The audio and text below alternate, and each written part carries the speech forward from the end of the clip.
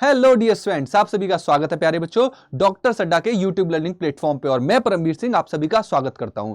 बच्चों, इस बार नीट 25 के एग्जाम को फोड़ना, क्रैक करना हर बच्चे का सपना है जो भी सीरियसली तैयारी कर रहा है। और इस बार आपको यह बात भी पता है कि कुछ मेजर चेंजेस हो चुके हैं, क्योंकि ये चेंजेस कोविड से पहले के थे। राइट, ये कुछ कंडीशंस थी जो कोविड के पहले चलती थी, अब वो दोबारा से रिस्टोर की गई है।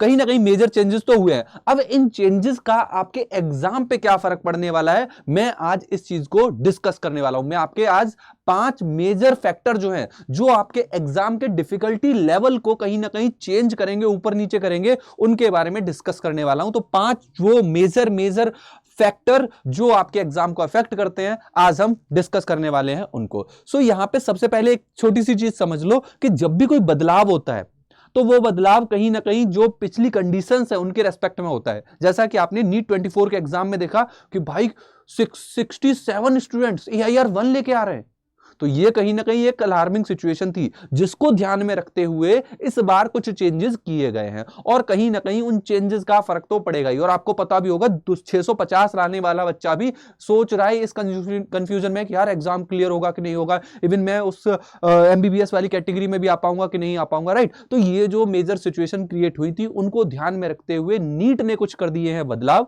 NTA ने आपके बदलाव कर दिए हैं, और उनका ऑब्वियस सी बात है फर्क देखने को मिल ही जाएगा। तो मैं आपके सामने प्रेजेंट करूंगा 5 मेजर फैक्टर को जो इस बार एग्जाम के रिजल्ट को कहीं ना कहीं अफेक्ट करने वाले हैं। उनमें से पहला फैक्टर जो आप सभी के सामने आ ही चुका है, जो एनटी ने प्रेजेंट कर दिया कि भाई टाइम ड्यूरेशन में क्या किया गया है भाई कि आपके पास सिर्फ 180 मिनट है, और इन 180 मिनट बोले तो 3 घंटे में, जो हमारे पास पहले टाइम कितना रहता था 3 घंटे 20 मिनट, एक्स्ट्रा 20 मिनट रहते थे, उनका बेनिफिट मिलता ही था। देखो, जब भी कोई आपको हेल्प मिलती है, राइट, जब भी कभी आपको कोई एडवांटेज मिलती है, 20 मिनट एडवांटेज, ऑब्वियस सी बात है उसका फर्क दिखता था। राइट, तो वो जो एडवांटेज अब रिमूव होगी तो उसका नो डाउट इस चीज पे तो फर्क पड़ेगा कि AIR इतनी जो आपको देखने को मिली थी उन पे कहीं ना कहीं फर्क देखने को मिल जाएगा। और थ्रू आउट जब मैं फैक्टर्स की बात करूंगा तो ऑब्वियस सी बात है आपको ये चीज क्लियर भी हो जाएगी, क्योंकि अब आपके पास 180 मिनट है और 180 क्वेश्चन भी हैं।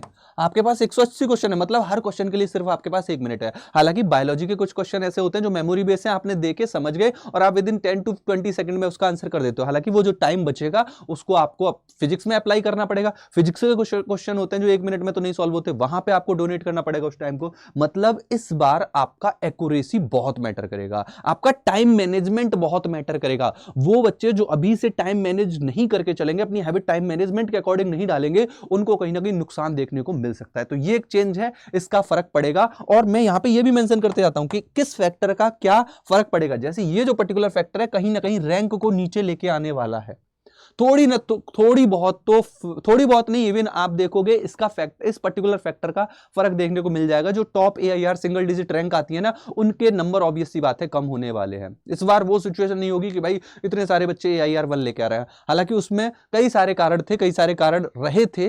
राइट, ये भी थोड़ा सा कहीं ना कहीं हेल्प उसमें कर ही रहा था कि यार टाइम मिल रहा है, ऑब्वियस सी बात है बच्चे थोड़ा फिट और बेहतर कर ही पाएंगे। उनके पास जब फ्लेक्सिबिलिटी रहेगी, ऑप्शन रहेंगे, तो वो ऑप्शन में एलिमिनेशन मेथड के अकॉर्डिंग बेनिफिट ले ही लेंगे, है ना। तो ये कहीं ना कहीं बेनिफिट दे रहा था, इसका फर्क दिखेगा जो AIR 1 या फिर सिंगल डिजिट में रैंक लेके आ रहे थे उनके पास। नेक्स्ट देखो एग्जाम पैटर्न में क्या चेंज आ चुका है। एग्जाम पैटर्न में चेंज आ चुका है कि भाई जो आपके एक्स्ट्रा क्वेश्चन पार्ट बी के रहते थे अब वो नहीं है।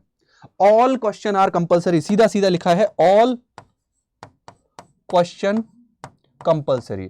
अब देखो ये जो फैक्टर है ना, ये फैक्टर सीधा सीधा अफेक्ट करेगा रैंक 1 को, रैंक 2 को, जो स्टार्टिंग की जो रैंक रहती है ना उनको।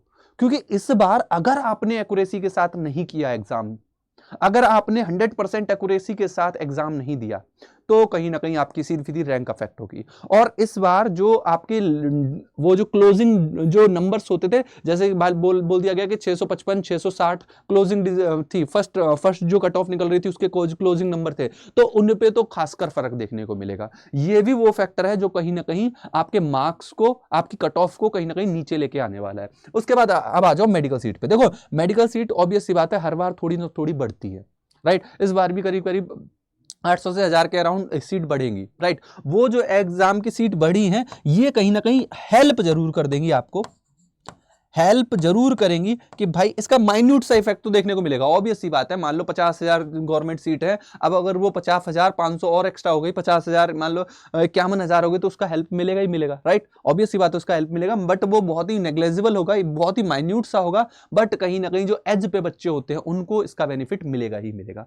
आ जाओ डिफिकल्टी लेवल पे, ये जो पॉइंट है इसके कई सारे फैक्टर हो सकते हैं भाई। डिफिकल्टी लेवल, अब देखो एग्जाम का जो पैटर्न है, ध्यान से समझना मेरी बात को, एग्जाम का जो पैटर्न है वो सदियों से क्या चला आ रहा है, एनसीईआरटी बेस्ड। क्या चला आ रहा है, एनसीईआरटी बेस्ड। समझना, बहुत बारीकी से समझना बात को, कि ये एग्जाम का पैटर्न जो है सदियों से जो चला आ रहा है वो एनसीईआरटी बेस्ड है। और इस बात में कोई दोहराए नहीं है कि इस बार भी जो एग्जाम आएगा वो आएगा एनसीईआरटी से ही। जैसा कि इस बार मेंशन भी किया गया है, फिजिक्स, केमिस्ट्री और बायोलॉजी। बायोलॉजी मेंशन कर दिया, बायोलॉजी में जूलॉजी बॉटनी मेंशन नहीं किया है, बायोलॉजी मेंशन किया है सिंपली। अब बायोलॉजी अगर सिंपली मेंशन किया हुआ है तो हो सकता है कुछ जो सब्जेक्ट बॉटनी के वो नंबर ज्यादा, उनके नंबर ज्यादा रहे, कुछ जूलॉजी के पर्टिकुलर चैप्टर है उनसे नंबर ऑफ क्वेश्चन ज्यादा देखने को मिल जाए। तो इस बार आपको कुछ कंडीशन देखने को मिल सकती है कि वेटेज कुछ चैप्टर का जिनका ज्यादा है उनसे नंबर ऑफ क्वेश्चन भी ज्यादा देखने को मिल जाए, राइट। तो ये कहीं ना कहीं चीज अफेक्ट करेगी, बट समझो बात को, क्योंकि एनसीईआरटी बेस्ड सारी चीजें रहने वाली हैं, तो अगर आपने एनसीईआरटी को कंठस्थ कर रखा है, एनसीईआरटी की लाइन बाय लाइन ढंग से पढ़ रखी है, तो कहीं ना कहीं आपको हेल्प जरूर मिलेगी। अब समझो इस पर्टिकुलर पॉइंट को, स्टूडेंट के नंबर, ये भी कहीं ना कहीं आपकी जो वो है ना रैंक, कहीं ना कहीं आपके नंबर्स उनको चेंज अफेक्ट करेगा। आपको अगर याद हो तो 2024 में करीब करीब 24 लाख स्टूडेंट ने एग्जाम दिया था। इस बार वो नंबर नो डाउट 25-26 तक पहुंचेगा ही पहुंचेगा, राइट। इतने स्टूडेंट होंगे, और जब भी स्टूडेंट बढ़ते हैं, और अक्सर जैसे आपने देखा था पिछली बार 24 के एग्जाम में क्या हुआ था, कई सारे वो बच्चे जिनका बहुत अच्छा स्कोर है उनको भी कॉलेज नहीं मिला। तो ऐसा तो है नहीं वो एग्जाम नहीं देंगे, कुछ होंगे जो नहीं दे रहे होंगे, बट मैक्सिमम बच्चे तो होंगे जो मतलब जैम बच्चे थे जिन्होंने ढंग से तैयारी कर रखी है, उनके नंबर इस बार और ज्यादा है। वो बच्चे जो एकदम रिफाइंड बच्चे हैं जिन्होंने पिछली बार एडमिशन नहीं लिया किसी भी कारण से, वो इस बार अपीयर होंगे, और वो अगेन वही वाली बात, धमाल मचाएंगे ही मचाएंगे। और वो 650 प्लस गए तो ऑब्वियस सी बात है गेम चेंजर उनके लिए वो होगा ही होगा, राइट। हो सकता है उन्होंने पिछली बार एडमिशन नहीं लिया, बट इस बार डेफिनेटली अच्छा स्कोर करेंगे वो, और एक अच्छी रैंक लेके आएंगे, तो वो प्रबल दावेदार हैं।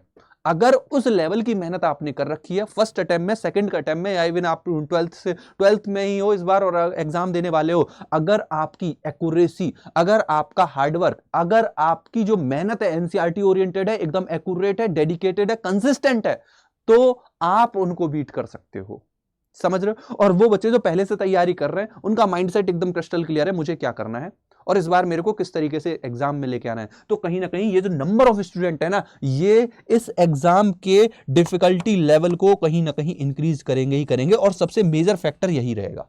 मेजर फैक्टर सबसे यही है, नंबर ऑफ स्टूडेंट जो होंगे ना वो इस बार कहीं ना कहीं और रेस्ट स्टूडेंट के लिए हर्डल क्रिएट करेंगे ही करेंगे। तो आपको इन स्टूडेंट से भी क्या करना है, इन स्टूडेंट से भी फाइट करना है, इनसे ही मेजर कंपटीशन रखना है। अब आ जाती है बात, यार सर आपने गिना तो दिए फैक्टर, इनसे ये होगा इनसे ही होगा, बट इसका सॉल्यूशन क्या है। देखो सॉल्यूशन आपका छिपा हुआ है एनसीईआरटी में।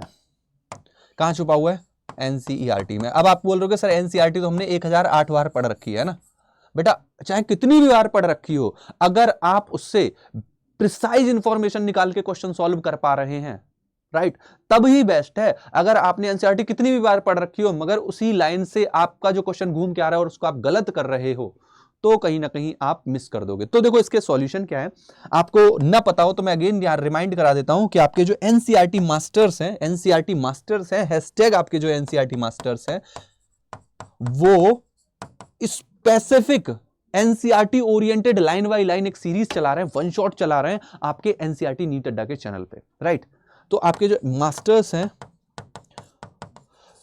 सारे ही सब्जेक्ट, अब तो सारे सब्जेक्ट वहां पे अवेलेबल है, चाहे जूलॉजी हो, बॉटनी हो, केमिस्ट्री और फिजिक्स हो, सारे के सारे सब्जेक्ट के आपके एनसीईआरटी मास्टर्स एनसीईआरटी को टारगेट करते हुए आपको प्रॉपर्ली चीजें कवर करा रहे हैं। ये एक बेस्ट चीज है। प्लस आपके इसी डॉक्टर अड्डा पे मल्टीपल तरीके से जैसे आप अगर जूलॉजी की बात करो तो वहां पे एमसीक्यू भी करा दिए, most important MCQ, assertion reason, match the following, हर तरीके के क्वेश्चन की प्रैक्टिस कराई जा रही है, क्वेश्चन प्रैक्टिस।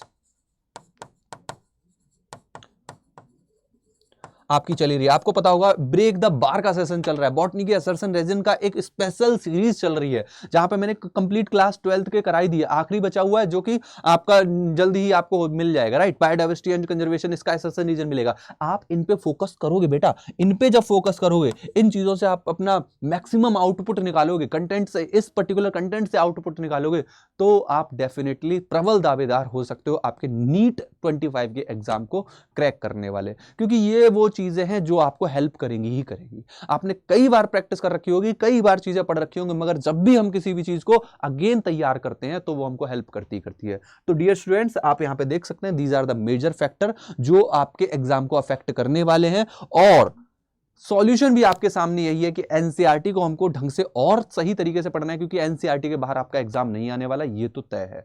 चाहे कितने भी मेजर चेंज हो जाए, आपके एनसीईआरटी से बाहर क्वेश्चन नहीं आएंगे। So all the solution are in your NCERT, और NCERT based line by line content आपके एनसीईआरटी नीट अड्डा पे चल रहा है। इस डॉक्टर अड्डा पे मल्टीपल ओरिएंटेशन में आपके क्वेश्चन प्रैक्टिस चल रहे हैं। आप आइए, जुड़िए हमारे साथ, क्वेश्चन की प्रैक्टिस करिए, सब्जेक्ट को समझिए और अपने नीट 25 के एग्जाम को क्रैक करिए और बनिए डॉक्टर, फ्यूचर डॉक्टर।